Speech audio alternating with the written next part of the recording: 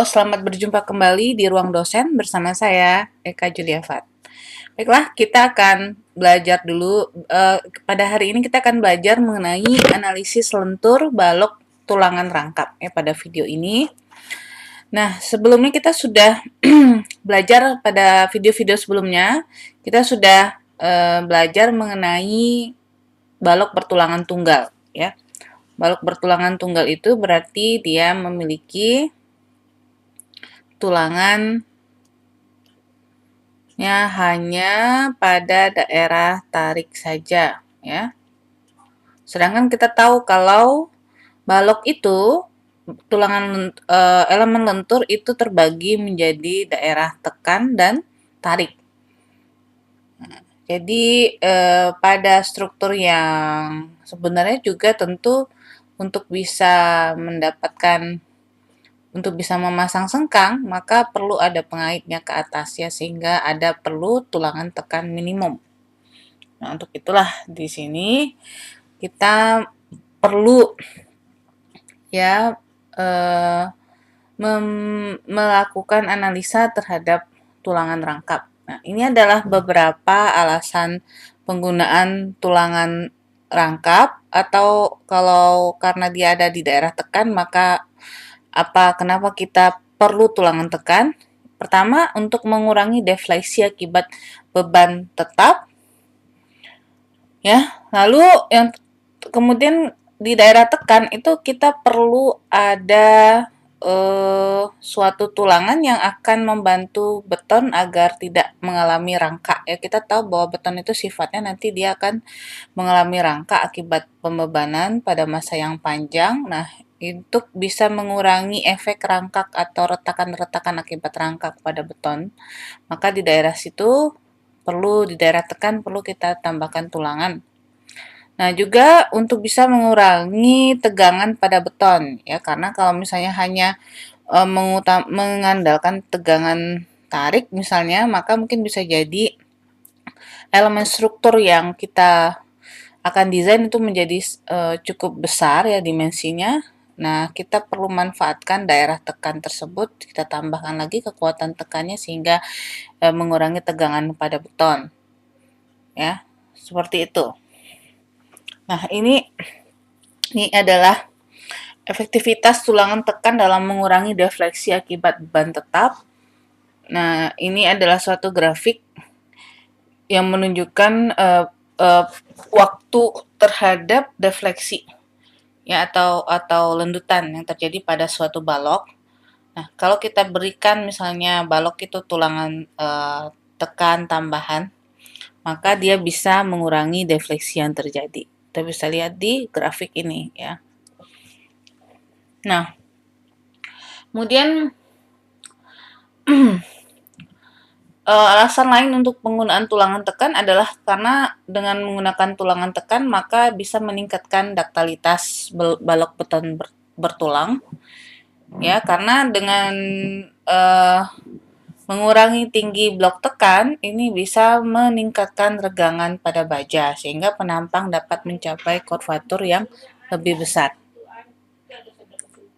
Nah, alasan penggunaan tulangan tekan yang lain adalah efek tulangan tekan terhadap kekuatan dan duktilitas balok beton bertulang akan menjadi under reinforce ya. Akan menjadi under reinforce seperti yang bisa kita lihat pada grafik di sini. Ya. Semakin besar ya rasio tulangannya, maka akan semakin besar juga kemampuannya untuk atau besar duktilitasnya ya. Kemudian alasan lain penggunaan tulangan tekan yaitu bisa merubah mode keruntuhannya dari mode keruntuhan tekan menjadi mode keruntuhan tarik, atau bisa merubahnya dari getas menjadi keruntuhan ductile, atau bisa merubahnya menjadi keruntuhan yang tiba-tiba menjadi keruntuhan yang lebih ductile. Nah, Nah, disinilah daerah tekan yang ada itu akan memungkinkan tulangan tarik menjadi leleh sebelum beton hancur dengan adanya penambahan tulangan tekan. Nah, alasan lain penggunaan tulangan tekan yaitu memudahkan pelaksanaan pekerjaan ya, karena ada yaitu tadi ya saya sudah disampaikan, karena untuk merangkai agar kita merangkai balok ya tentu harus ada tulangan yang bisa digunakan untuk membentuk tulangan sengkangnya ya, sehingga nanti mudah dipasang tulangan sengkangnya. Oke, nah efek pemberian tulangan tekan pada kekuatan dan perilaku penampang adalah sebagaimana yang sudah disampaikan ya, kita tahu kalau garis netral adalah suatu batas antara daerah tekan ya, ini daerah tekan dan daerah tarik ya, ini tarik, ini tekan. Nah, ini adalah neutral axis ya bahasa Inggrisnya, atau bahasa Indonesianya sering dipakai GN ya, garis netral. Nah, ini adalah garis yang memisahkan antara tadi ya daerah tekan dan daerah tarik. Nah, garis ini akan bisa berubah-ubah sesuai dengan kondisi dari balok tersebut. Ya, dia bisa naik ke atas, bisa naik ke bawah. Kalau dia naik ke atas, berarti daerah tekannya semakin kecil, daerah tariknya semakin besar. Nah, kalau misalnya kita kasih tulangan tekan, maka yang terjadi nanti garis netral ini akan naik ke atas, ya, karena semakin sedikitnya luasan beton yang dibutuhkan untuk mengimbangi gaya tarik T. Nah, kita tahu ya, persamaan kesetimbangannya harus juga tetap berlaku di sini, ya, yaitu pada diagram tegangan, yaitu C itu harus sama dengan T. Oke. Nah, di mana T adalah luas tulangan dikalikan dengan tegangan leleh baja, sedangkan kemudian ini bisa kita samakan C sama dengan T. Nah, pada tulangan tunggal ya kita tahu kalau misalnya pada tulangan tunggal itu hanya ada dua vektor gaya. Vektor gaya yang pertama itu disebabkan oleh tulangan tarik yang ada di bawah, yaitu T ini. Sedangkan kalau tulangan tekan itu bukan tulangan tekan, daerah tekan atau beton tekan itu diwakili oleh nilai C ya, yaitu compression concrete CC. Nah, di mana nanti perhitungan momen kapasitas balok itu adalah ini ya, momen nominal sama dengan T dikalikan lengan momennya, yaitu T dikalikan D kurang A per 2. Ya, A itu yang mana? Ini ya, tinggi blok tekan. Ini A adalah tinggi blok tekan. Sedangkan karena vektor gayanya tepat berada di tengah-tengah sini, maka nilai Z-nya menjadi A kali C. Ya. Kemudian ini menjadi D kurang setengah A. Oke, nah ini tulangan tunggal ya. Kalau tulangan tunggal seperti itu untuk mencari momen kapasitasnya. Nah, bagaimana dengan tulangan ganda? Nah, tulangan ganda bedanya adalah tulangan ganda itu di sini tulangannya tidak hanya ada di bagian tarik saja, tetapi juga ada di bagian tekan. Sehingga pada distribusi tegangannya nanti kita akan temui ada 3 vektor gaya. Yang pertama adalah TS punya baja, kemudian ini ada yang milik beton, ini adalah CC, kemudian ada lagi yaitu daerah punya baja, yaitu CS, compression steel. C itu adalah compression, S steel, compression steel. Jadi kita punya 3 vektor gaya. Sehingga ini kita harus lakukan resultante karena dia sama-sama tekan, maka kita tinggal menjumlahkan, yaitu C sama dengan ini ya, CC ditambah CS boleh ditambahkan aksen di sini ya, CS aksen. Nah, momen nominalnya nanti tentu berubah ya, dia menjadi bukan yang satu, tetapi nanti dipengaruhi oleh T dikalikan D dikurangi A2 per 2. Ini akan A2 ini artinya blok tekan yang dipengaruhi oleh adanya CS dan CC. Jadi A2 ini beda dengan A1 pada tulangan tunggal. Kalau dia tulangan tunggal, biasanya A2 ini nilainya akan lebih kecil daripada A1 ya. Oke, kita lanjutkan.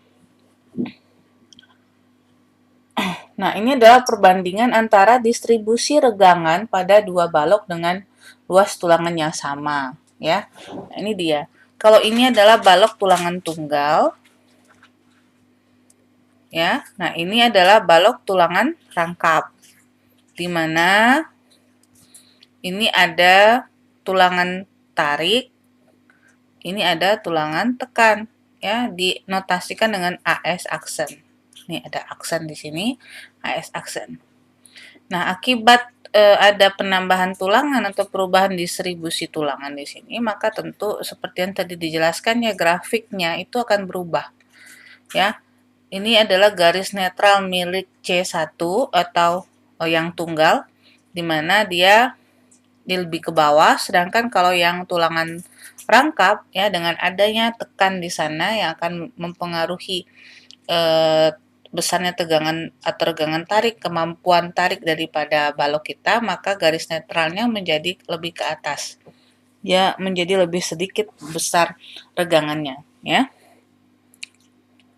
Begitu juga dengan regangan pada tulangan tunggal itu menjadi lebih kecil daripada regangan pada tulangan rangkap. Nah, ini adalah solusi untuk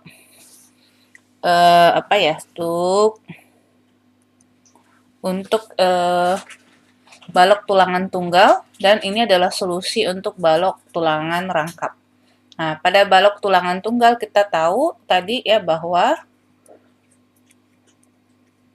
ini ada TS dan ini adalah D kurang setengah A. Ya A tulangan tunggal ya, blok tekan tulangan tunggal, maka rumusannya menjadi ya, kalau kita mau ngitung C1-nya dia menjadi T sama dengan C akibat tulangan tunggal saja, yaitu 0,85 FC aksen dikalikan B dikalikan A. Ya, kita tahu bahwa A ini adalah apa? Beta 1 dikalikan C. Nah, karena ini 1 ini apa? Untuk tulangan tunggalnya, berarti ya tulangan tunggal. Diberi notasi 1 gitu ya. Indeks 1. Nah, ini 0,85 FC aksen dikalikan lebar balok dikalikan beta 1 dikalikan garis netral akibat tulangan tunggalnya saja, maka ini kita bisa hitung berapa besar nilai C1-nya, yaitu luas tulangan baja dikalikan tegangan bajanya dibagi 0,85 dikalikan kuat tekan beton dikalikan lebar balok dikalikan beta 1. Nah, kemudian kita lihat yang kalau dia dipengaruhi oleh tulangan rangkap ya, dimana di sini ada TS, lalu kemudian ada C akibat dari tulangan tunggalnya ditambah dengan CS aksen ya, compression steel dipengaruhi oleh tulangan tekan.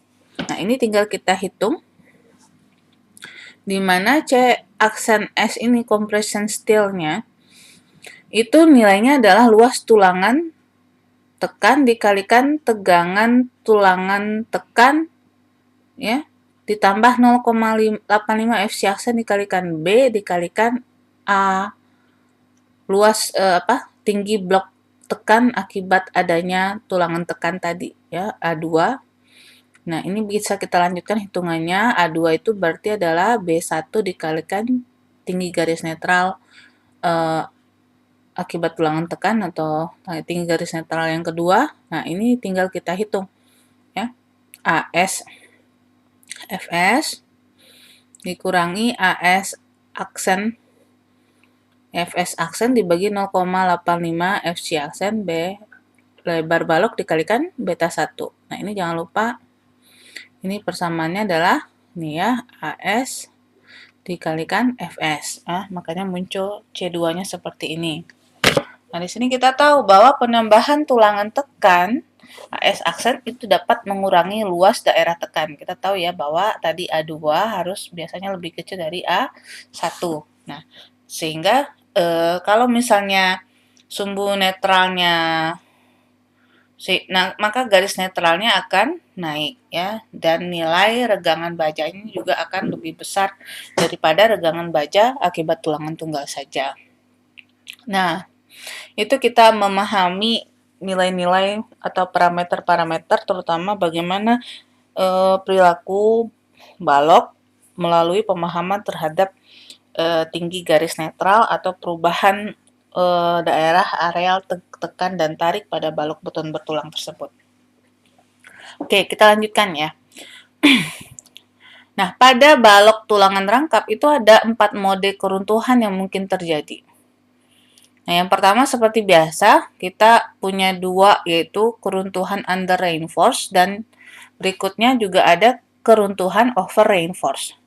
Ya, untuk mengingatkan saja kalau under reinforce ini berarti dia mengalami keruntuhan ductile, artinya baloknya tidak runtuh secara tiba-tiba. Namun kalau dia over reinforce, maka dia keruntuhannya akan bersifat tiba-tiba. Karena apa? Karena regangan bajanya akan kalah dibandingkan dengan, bajanya itu beton kalah duluan ya dibandingkan dengan bajanya. Ya, ES-nya yang terjadi itu lebih kecil dari E-yield. Sedangkan kalau dia ductile, ES yang terjadi harus lebih besar dari E-yield-nya. Nah, seperti itu. Nah, pada balok tulangan rangkap, untuk kondisi under reinforce itu dibagi lagi menjadi 2. Yang pertama, kasus 1, ya, case 1, tulangan tekan dan tulangan tarik leleh. Kemudian kasus yang kedua, hanya tulangan tarik yang leleh, sedangkan tulangan tekannya belum leleh. Nah, untuk kasus over reinforce, sama ya, kebalikannya, ya, case over reinforce, kasusnya itu tulangan tekannya leleh duluan, sedangkan untuk kasus yang keempat ada kasus di mana betonnya hancur duluan, namun kedua tulangan, baik tulangan tarik maupun tekannya tidak mengalami leleh. Oke, nah sekarang kita lihat dulu kasus yang pertama. Kasus yang pertama tadi apa? Yaitu ini, tulangan tekan dan tulangan tariknya ini sudah leleh. Kalau begitu, kita asumsikan bahwa tulangannya itu sudah mencapai tegangan bajanya atau regangan bajanya sudah lebih besar dari regangan lelehnya. Nah, di sini kita asumsikan bahwa tegangan baja Fs-nya itu yang kita pakai sama dengan F-yield. Langsung kita pakai yang F-yield-nya. Oke, seperti tadi, maka kita hitung dulu nih, C ini compression concrete tekannya itu seperti rumus biasa, yaitu 0,85 Fc aksen dikalikan lebar balok dikalikan tinggi blok tekan. Sedangkan untuk bagian tariknya T, ya ini adalah AS dikalikan langsung F yield-nya. Sedangkan untuk CS-nya, C compression steel, ya, itu nilainya adalah AS aksen dikalikan F yield-nya, ya, dikurangi dengan pengaruh dari betonnya, ya, AS aksen dikalikan 0,85 dikalikan F C aksen. Ya, ada pengaruh dari betonnya ya pada daerah tekan. Nah, ini kemudian kita terapkan di dalam kesetimbangan gaya, bahwa gaya tarik itu sama dengan gaya total gaya tekan yang terjadi. Nih, ya, gaya tekan akibat beton, gaya tekan akibat tulangan tekan. Nah, ini kita jumlahkan aja langsung. AS dikalikan F yield dikurangi luas tulangan tekan. Ini luas tulangan tarik dikalikan F yield dikurangi luas tulangan tekan dikalikan dengan F yield-nya dikurangi dengan pengaruh dari tekan pada beton, ya, terhadap baja di sekitarnya. Nah, ini dibagi dengan 0,85 Fc aksen dikalikan B aja, ya, karena A-nya ini sudah kita mau pakai. di sini ya. Nah, ini jangan lupa apa? A itu sama dengan beta 1 dikalikan C. Nah, dari situ kita bisa dapatkan tinggi garis netralnya, yaitu luas tinggi blok tekan dibagi dengan beta 1. Oke. Nah, sekarang kita cek asumsi tadi. Asumsinya apa? Asumsinya tadi adalah Fs sama dengan F yield. Ya, lalu tulangan tarik dan tulangan tekannya sudah leleh, berarti ES-nya yang bagian tarik itu sudah harus lebih besar dari E yield-nya, dan juga ES bagian tekan itu juga harus lebih besar dari E yield. Regangan baja leleh yang terjadi. Ya, regangan leleh baja yang terjadi. Nah, sekarang kita lihat. Nah, dalam pengecekan apakah asumsi tadi sudah benar atau apakah tulangan kita sudah leleh atau tidak, kita gunakan apa? Diagram regangan. Kita pakai diagram regangannya di sini. Di mana di sini kita pakai ini adalah ES baja, yang ini kita pakai ES aksen, ya, regangan baja tekan, ya. Ini kita pakai regangan baja tekan. Nah, di sini akan muncul untuk regangan baja tarik, ya, itu biasa ya kita gunakan ini, ya, regangan baja dibagikan regangan ultimate beton sama dengan D dikurang C per C, ya. Nah, ini. Nih. Sedangkan untuk yang tarik, ya, yang bagian tarik, maka kita pakai yang ini aja. Ya, daerah segitiga yang atas saja yang kita pakai, perbandingan segitiga. Nah, ingat, ini ada D aksen. Apa itu D aksen maksudnya? D aksen ini adalah selimut beton bagian atas. Ya, D aksen ini selimut beton bagian atas. Nah, ini Nah, ini kita pakai aja langsung, ya. Perbandingan segitiganya nih. Seperti ini. Ini adalah ECU, ini ES aksen. Ini adalah D aksen, dan ya, ini adalah C, dan ini apa? Ya, C dikurangi D aksen, maka segitiga besar dibagi dengan segitiga kecil, ya. Nah, kita langsung aja ECU per ES aksen sama dengan, ya, C dibagi dengan C dikurangi D aksen, sehingga kita dapatkan ini persamaannya, ya. Kita gunakan untuk menghitung luas regangan baja tekan. Nah, ini kita cek apakah berapa nilai regangan leleh bawaan dari bajanya. Memakai persamaan biasa, yaitu regangan leleh baja berapa sama dengan mutu baja lelehnya F yield dibagi dengan modulus elastisitas baja, yaitu 200.000 megapascal. Nah, ini juga bawaan baja pabrik, ya. Nah, atau kita udah cek bajanya apa adanya melalui uji tarik. Nah, ternyata F yield-nya segini. Nah, ini kita cari regangan lelehnya, lalu ini kita bandingkan dengan regangan leleh yang terjadi pada penampang kita. Ya, apakah untuk tarik maupun tekan baja kita cek. Nah, kalau misalnya sudah confirm, kalau misalnya asumsi kita betul, regangan bajanya lebih besar dari regangan lelehnya, ES aksennya juga lebih besar dari E yield-nya, maka berarti asumsi kita tadi benar. Oleh karena itu, kita bisa langsung hitung momen kapasitas, ya, atau kapasitas baloknya, atau ada juga yang menyebut sebagai momen nominal, ya. Nah, ini kita hitung dengan menggunakan salah satu vektor, ya. Kita pakai yang compression concrete dan compression steel-nya. Ya, di sini kita hitung, ya, dengan momennya CC di sini, ya. Di sini ada CS aksen, ya. Nah, kita hitung. Nah, ini ke sini berarti sama, ya, pakai D dikurangi A per 2. Sedangkan CS aksennya dengan momennya ke TS ini apa? Kita pakai D dikurangi D aksen, ya, dengan momennya, ya, tinggi efektif balok dikurangi dengan tebal selimut beton bagian atas. Ini adalah tebal selimut beton, ya. Nah, ini apa? Kalau ingat-ingat, ini adalah tinggi efektif balok. Tinggi efektif balok itu apa? H, tinggi total balok dikurangi dengan tebal selimut beton bagian bawah.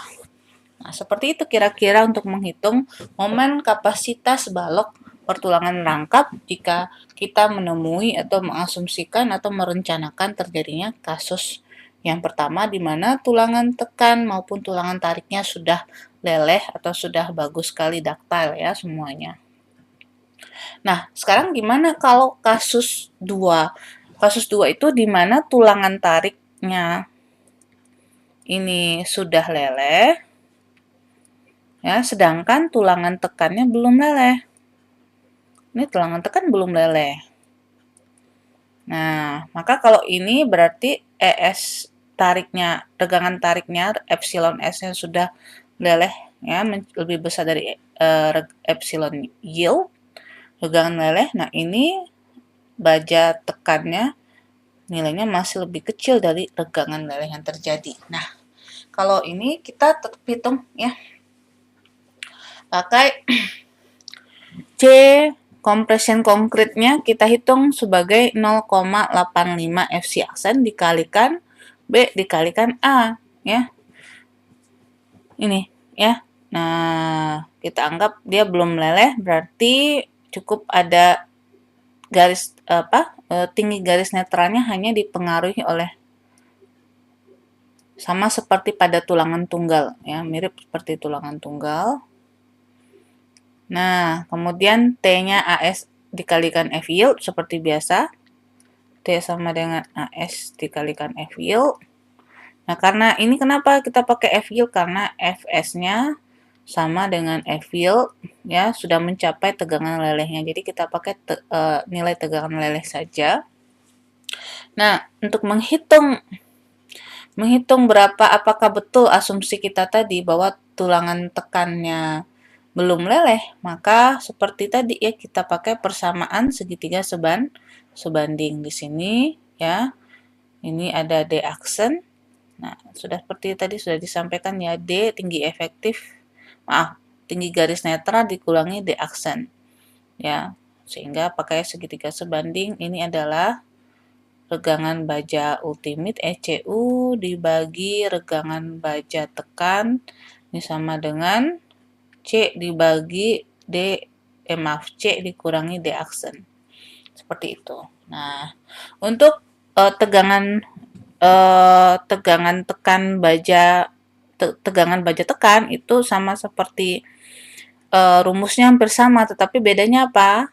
Karena ini belum leleh, maka Fs yang dipakai adalah Fs bajanya yang bukan baja yang leleh ya, dimana ini kita dapatkan ya dari persamaan ini ya, kita hitung dulu regangan leleh yang terjadi, lalu regangan lelehnya kita hitung untuk mendapatkan tegangan baja yang sebenarnya ya, bukan yang berdasarkan terhadap lelehnya saja ya. Nah, ini Fs aksennya kita hitung dulu setelah kita dapatkan regangan bajanya. Dikalikan dengan 200.000 megapascal, maka ini kita dapatkan Fs aksen tekannya, tegangan baja tekannya ini kita gunakan di sini. Oke, seperti itu. Kira-kira ya. Nah, kalau sudah kita konfirmasi bahwa semua asumsi kita betul, ya, kita dapatkan juga Fs aksennya, maka kita bisa terapkan keseimbangan gaya untuk memperoleh momen nominal atau momen kapasitas balok tadi sesuai dengan kasus yang terjadi. Ya. Nah, ini caranya kita hitung dulu tadi apa tinggi garis netral. Garis netral ini bisa kita hitung setelah kita dapatkan alfa A tadi tinggi blok tekannya C sama dengan A dikalikan beta 1. Nah, ini kita harus pastikan lagi ya tadi sesuai rumus menggunakan diagram regangan dan regangan tekan dan tarik tadi kita gunakan untuk mendapatkan apakah regangan bajanya sudah leleh atau belum ya. Nah, kalau kita sudah dapatkan tadi A-nya, kita hitunglah ya C-nya, lalu bisa kita hitung tinggi blok tekannya beta 1 dikalikan C.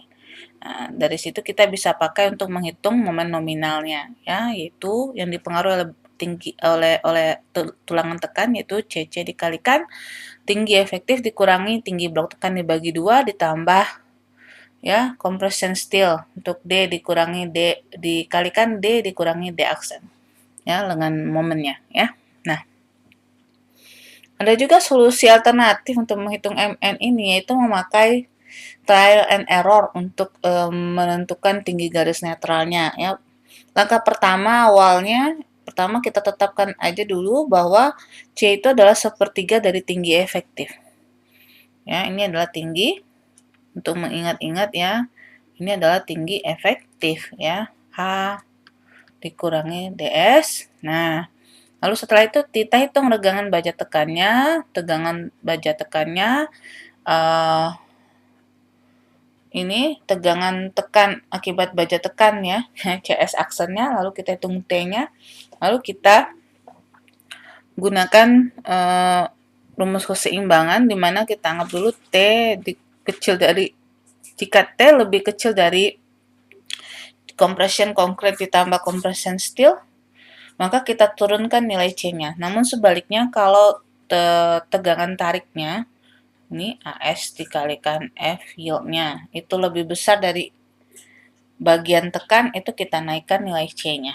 Nah, itu kita lakukan iterasi tersebut sampai kita dapatkan T-nya sama dengan ya CC ditambah CS aksen. Nah, baru setelah itu kita bisa hitung nilai momen nominalnya. Ini iterasi, kalau kita nggak mau pakai cara analisis yang rumit seperti tadi, bisa kita gunakan cara ini, namun tentu harus banyak iterasinya. Sebenarnya nggak masalah ya kalau kita sudah menggunakan pemrograman atau minimal di Excel sudah kita gunakan ya, kita buatkan rumusnya. Nah, itu bisa menjadi lebih cepat juga sih ya perhitungannya dengan menggunakan cara iterasi atau trial and error dengan menggunakan tinggi garis netral. Nah, sekarang kita lihat kalau tadi sudah kita pelajari kasus-kasusnya, sekarang kita coba cek ya batas rasio penulangan untuk beton dengan tulangan ganda itu seperti apa sih? Nah, batas atas untuk rasio penulangan untuk tulangan ganda itu berbeda ya. Kalau tulangan tekan gimana? Cuman menggunakan rumusnya ini tok ya, rumus persamaan ini. Rho maksimumnya harus lebih kecil atau minimal sama dengan 75% rho balance atau rho rasio tulangan dalam kondisi seimbang.